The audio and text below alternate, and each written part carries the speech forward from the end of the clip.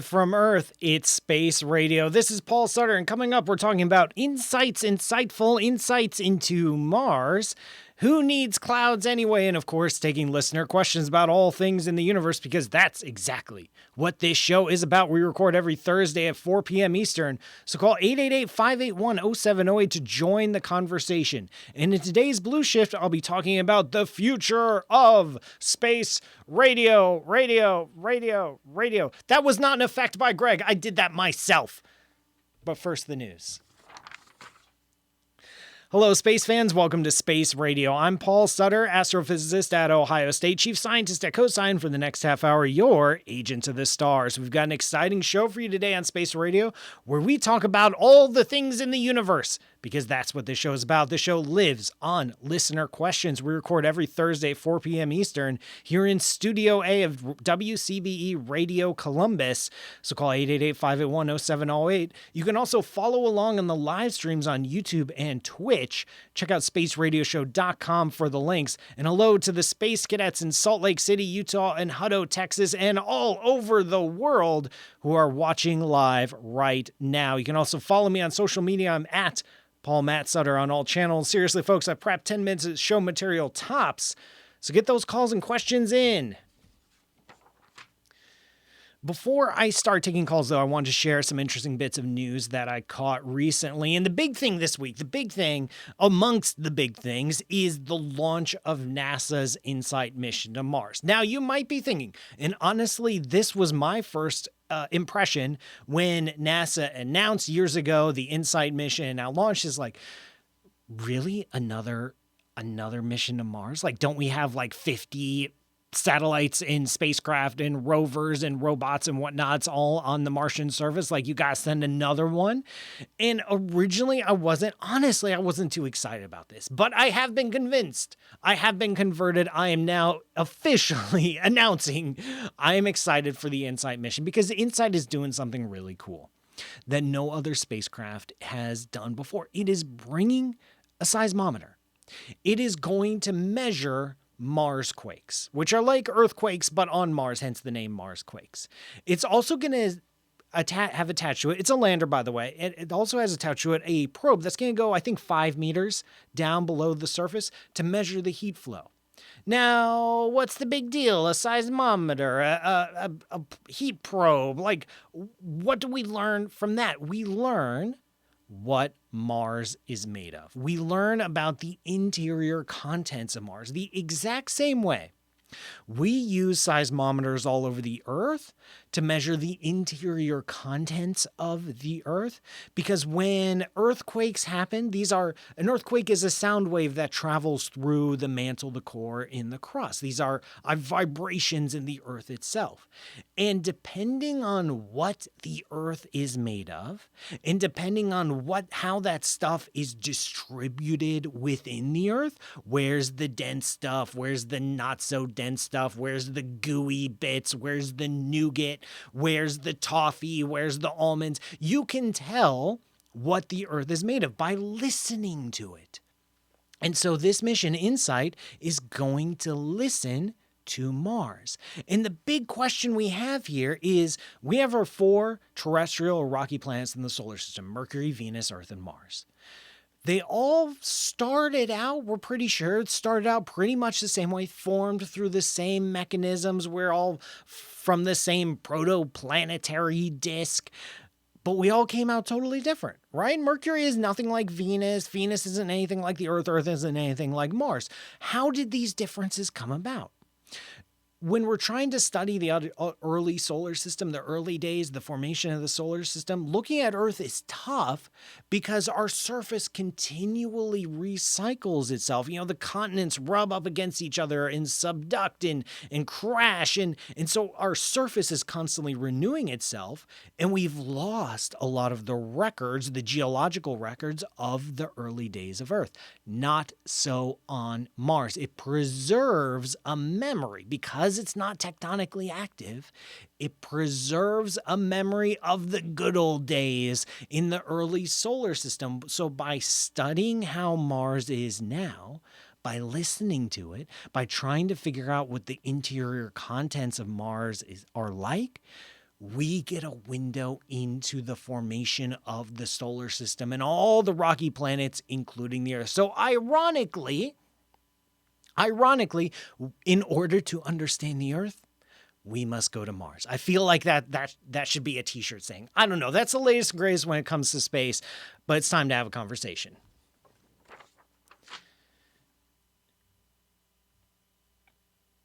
All right, we've got a caller. Hey, Carson, thanks for calling Space Radio. Where on Earth are you? I am in beautiful Victorville, California. Victorville, California. Now, I have to say, I've lived in California for 3 years. I do not know where Victorville is. Can you tell me where it is in California?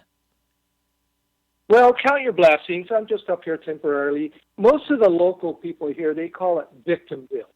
Ouch. So, yeah, so you get the idea. It's just a suburb of Los Angeles that is about 3,000 feet high, going on the way, the 15 freeway on the way from L.A. to Vegas. Oh, nice. So okay, up that way. Yeah, it's not much to do but watch the rocks grow. Hey, but I bet because of the mountains you get some good dark skies.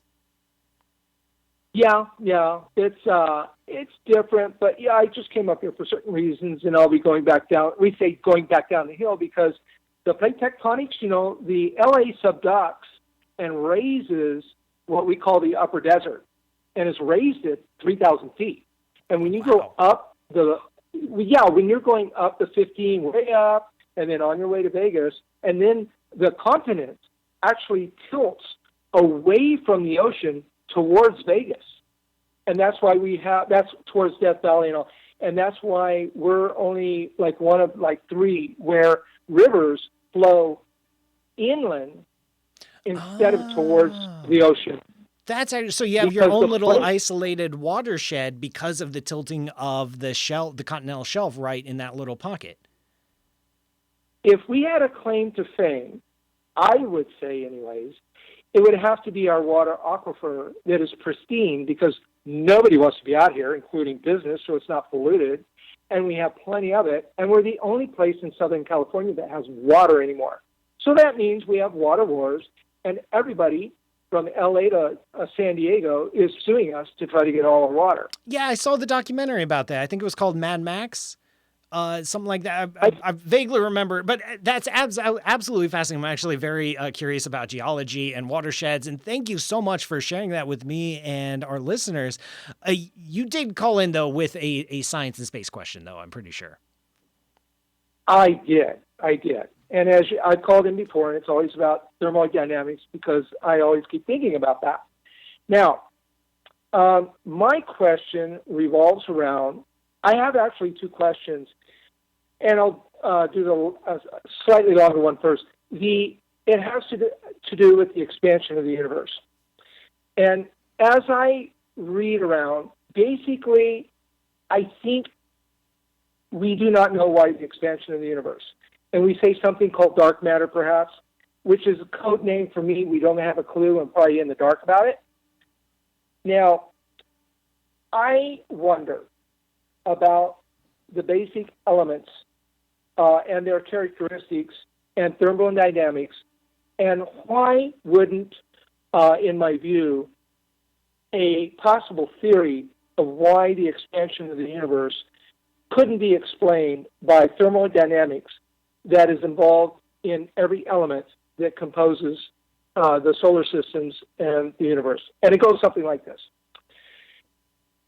I may be wrong on this, but with the law of thermodynamics and entropy, I would imagine that every element, however small it is, gives off energy because it exists as an element.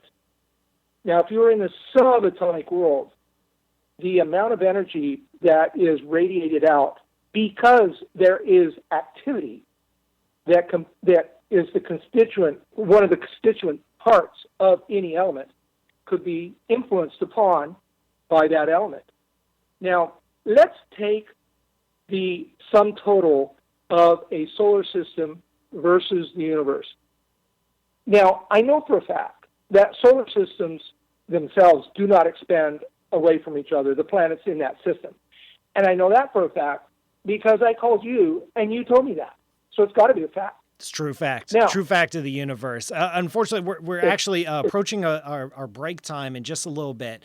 So I'm going to cut you off because there's actually several questions here that are all wrapped up together. And I want to take a little bit of time so I make sure that each question is done justice. And I think I see, where you're going. Let me answer the very first question or topic, which is we live in an expanding universe. This was discovered 100 years ago by Edwin Hubble. We know why the universe is expanding. It turns out that the natural consequence, the natural state of the universe is to be dynamic, is to be expanding. And we didn't realize this until we had Einstein's general relativity. And when Einstein took the mathematics of general relativity and applied it to the whole entire universe as a single physical object, he discovered that if a perfectly uniform universe is unstable, it is not stable. It must. And I don't think he believed that, did he? At first, did he believe that even? Right. At first, when he first developed this theory, we thought the universe was static. So he added in some fudge factors to make a static universe. And then a few years later, Edwin Hubble said, oh, by the way, universe is expanding. So when no one was looking, Einstein scribbled that out. And we've moved on. But speaking of moving on, that's the end of this segment. I will stay on the line, Carson. I want to keep talking to you. Remember, this is Space Radio. Don't forget to call 888-581-0708 to join the conversation. You can also catch the live streams on YouTube and Twitch. Visit spaceradioshow.com for the links. And this show is brought to you by you. That's right. Go to patreon.com/PMSutter to learn how you can keep this show on the air. And I'll see you after the break. Welcome back, everyone. I'm Paul Sutter, and this is Space Radio. We've got Carson still on the line. Now, I want to talk to Carson a little bit, and there's a very cool question that came up from the Space Cadets in a live stream that I want to get to. So, Carson, we were talking about the expansion of the universe. The universe must be expanding. We do know why the universe is expanding. The universe does have components that we call dark matter and dark energy. Dark matter, we have a pretty decent idea what that is. It's a substance that doesn't interact with light. Dark energy, pretty much no clue. That's a whole other show. In this discussion of energy and what is the role of energy in the universe and in the expansion of the universe, energy, the word energy, it has a bajillion different meanings. In physics, the word energy has a very, very specific meaning. In physics, energy is the ability to do work. Energy is the ability to apply a force over a distance. Now, this energy can take different forms. It can be kinetic energy. It can be potential energy. It can be radiative energy. There's many different kinds of energy, but they all boil down to the ability to do work, to apply a force over a distance. Now, when you have an isolated particle, just a particle sitting by itself, not minding its own business, that particle does have energy because Einstein taught us with special relativity that mass and energy are equivalent. You remember E equals mc squared? That whole deal? C squared, that's the speed of light. That's just a conversion factor. Don't worry about that. E equals m. E equals m. Energy equals mass. Mass equals energy. They are identical. They are the exact same thing, mass and energy. So every particle, everything in the universe has an energy associated with it, with itself, because it has mass. This energy, this mass, affects the global evolution of the universe because general relativity teaches us that there's a connection between the mass and energy in a system and the dynamics, the evolution of that system. Now you can apply, that's exactly what the mathematics says. And you can take those mathematics and you can apply it to different situations. You can apply it to our solar system. You say, well, there's a big thing called the sun and a whole bunch of planets. They have mass. They're affecting space-time. That affects their dynamics. Voila, solar system dynamics. You can apply it to galaxies. You can apply it to galaxy clusters. You can apply it to the whole entire universe as a single physical object. In this language, in this viewpoint provided by general relativity, the contents of the universe drive the future evolution of the universe. How quickly the universe expands or contracts over different kinds of timescales is determined by the contents of the universe. So our universe is made of matter. There's a bunch of radiation blown around. There's some dark matter, actually a lot of dark matter. There's this mysterious thing that we call dark energy. There's ingredients to the universe. They all have mass or energy of some form, and they all contribute to the future evolution of the universe, because they are affecting the fundamental space-time of the universe, and the fundamental space-time of our universe governs its future dynamics. So, Carson, you are actually on the right track. There is a connection between matter, energy, and the ultimate fate of the universe. That connection is brought to you by... That'd be great if I had a sponsor right there. But no, it's just Albert Einstein. Just general relativity is the framework for making exactly that sort of connection. Excellent question, Carson. Thank you so much for calling. I do want to get to a question on the live stream from the Space Cadets. Remember, you are listening to Space Radio. You can call 888-581-0708 and experience the transcendental joy that Carson just did, that being able to talk to me. Not that I'm super special, but I know a thing or two about space, and that's really handy to talk to your own personal astrophysicist. Now, on the live stream, the Space Cadets, we had a Cirilio asking very early on in the show about black holes, and about black holes forming in the very early days of the universe. So nowadays, our universe produces black holes like all the time. About a few per year. Now, let me say, I'm making it up as I go along. A few per century per galaxy is the rate of black hole production in our universe. And they are formed from the deaths of massive stars.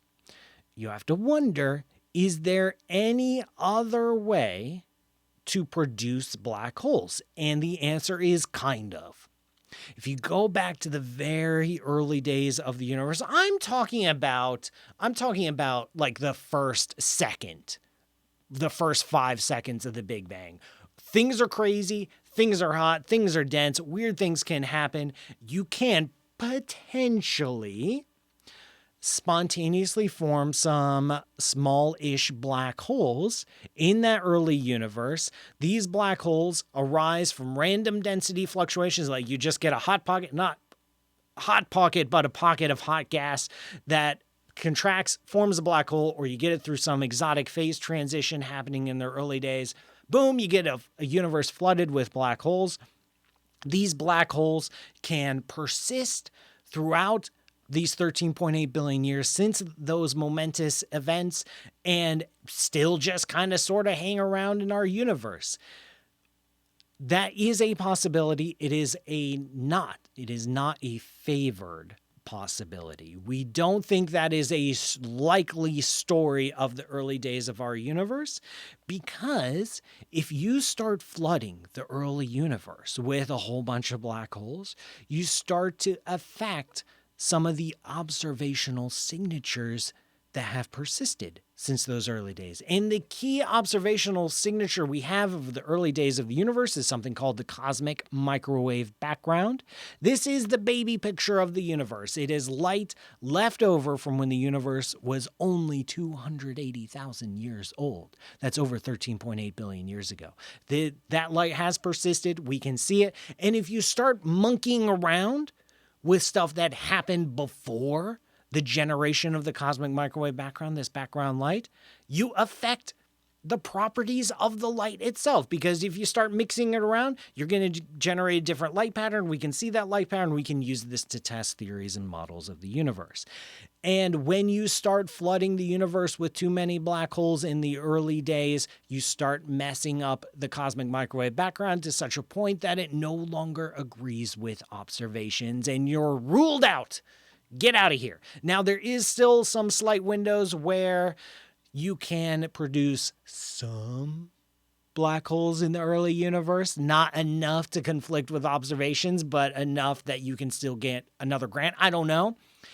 And the hunt is on to see if any of those, what we call primordial black holes, persist to the present day and do interesting astrophysical stuff like run into stars and blow things up. I don't know.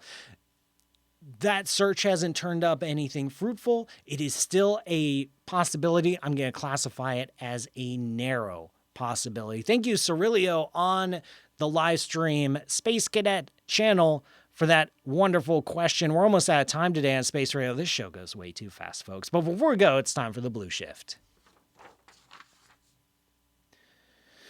I'm Paul Sutter, and you're listening to Space Radio, and this is the Blue Shift, my opportunity to get a little bit closer to you. And you know how I mentioned that this show just like flies by? I swear I just started it like 10 seconds ago. Maybe it felt a little bit slower for you listening, but me here in the studio, it went by like that. So I want to tell you about some of our future plans. We want to extend this show to be an hour long. We want to go longer. And there are so many fun, funny, engaging, brilliant scientists, science communicators, artists who are inspired by art out there in the world. I want to bring them on the show. I want to talk to them, mostly for my own selfish purposes, because I think they're really cool. And the only way to convince them to pick up the phone is if I say, pick up the phone and there's a radio show attached to it. So we're working on that, on being able to build out the show to include guests so you can hear some amazing people, some brilliant voices, broadcast right into your ear holes, the best, the latest science. In order to do that, we're actively searching out for partnerships, for sponsors. That's why I'm hitting the Patreon button so hard, patreon.com/PMSutter, because it's those contributions that we are building up so that we can go to have an hour-long show. Next week, I'm going to bring a very special guest on the show. Her name is Sky. She's a Twitch science communicator, and we're bringing her on to co-host that show because we're testing some of the fundamental technology that we need, where we can do a live stream with video, with callers, so you can call and talk to the guest. So it's not just me and the guest. That's not the plan. It's not just me and Greg and the guest. It's you too, where you'll be able to call up, talk to the guest, ask the guest questions. I'll field questions from the YouTube and Twitch chats, of course, but I want you to be able to talk one-on-one with these amazing guests. That's the plan. That's the goal. That's the hope. That's the aspiration. In order to make that happen, we need your help. Go to patreon.com/PMSutter. That's why I'm pitching and pushing Patreon, because we want to make this show bigger, better, awesomer, and spacier. It will maintain the same amount of Greg, though, so the Greg amount will stay constant, but everything else will expand to be better, because we're all in this together, folks. We all share this universe. I fundamentally believe that the universe is knowable and understandable by everyone. I'm doing my best to make that possible. I'm making my dreams be no longer dreams. I totally bungled that quote, but that's okay. Patreon.com/PMSutter. Stick with us for updates as we go to expand this show and make it better so that science can be shared. And unfortunately, this broadcast is almost done. Thank you for joining me on this voyage of space radio. Once again, I'm Paul Sutter, and this show is brought to you by the Ohio State University Department of Astronomy. Learn more at astronomy.osu.edu. This show is also brought to you by, you guessed it, you. Visit patreon.com/PMSutter to learn how you can make this show possible. Thanks to Greg Moebius for producing, Dan Michalko for being awesome, and all the fine crew at WCBE Radio for making this show possible. We record every Thursday at 4 p.m. Eastern. You can call 888-581-0708 to join me on the air. You can also follow along on the live streams on YouTube and Twitch. Go to spaceradioshow.com for the links. And of course, thanks again, Earthlings, for listening. See you next week. And remember, science is for sharing. End of transmission. All right, live streamers, space cadets, stay on. Do not go anywhere. You know how I said next week I'm going to bring on a special guest? I'm bringing on the special guest right now because we're recording next week's episode right now because I'm going to be gone. So just stay right there. First, though, toss me some ideas for a name for this, a title for this particular show. I would love to hear your suggestions.